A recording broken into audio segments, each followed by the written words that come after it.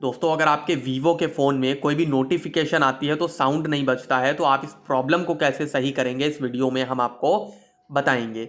इसको सही करने के लिए आपको क्या करना है, आपको चले जाना है अपने फ़ोन की सेटिंग्स में।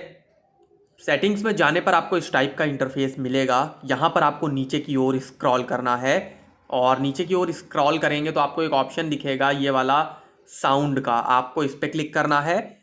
और इस पर क्लिक करने के बाद सबसे पहले आपको देख लेना है आपके में नोटिफिकेशन वॉल्यूम ये जो है ये फुल होना चाहिए। अगर आपके में वॉल्यूम ही बिल्कुल म्यूट होगा, यहाँ पे कम होगा, तो आपको वैसे ही कोई भी नोटिफिकेशन साउंड नहीं आएगा। तो सबसे पहले तो आप यहाँ पे वॉल्यूम इसका फुल करिए। अगर वॉल्यूम ऑलरेडी फुल है फिर भी नहीं आता है नोटिफिकेशन साउंड, तो आप यहाँ पर करिए नीचे की ओर स्क्रॉल। और नीचे की ओर स्क्रॉल करने पर आपको एक ऑप्शन दिखेगा नोटिफिकेशन रिंगटोन का। आप यहाँ पे देख सकते हैं म्यूट लिखा है। अगर यहाँ पे कोई मतलब म्यूट लगा होगा और कोई टोन सेट ही नहीं होगी तो कोई टोन सुनाई भी नहीं पड़ेगी, कोई भी रिंगटोन।